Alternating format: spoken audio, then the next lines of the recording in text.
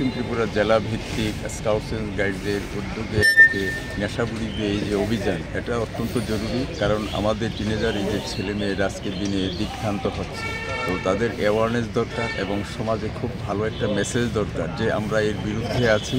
নেশা আমাদের জীবনে অবক্ষয় নামিয়ে আনে, অগ্রগতির পথকে রুদ্ধ করে। কাজেই এগুলি থেকে আমরা বিরত থাকব এবং আগামী দিনে একটা সুস্থ সমাজ গড়তে আমাদের স্কাউটস অ্যান্ড গাইডস সাহায্য করবে এবং আশা করব এই সংখ্যা যাতে দিন দিন আরও বৃদ্ধি পায় এবং স্কাউটস অ্যান্ড গাইডস শ্রীবৃদ্ধি করে, এই শুভকামনা থাকে।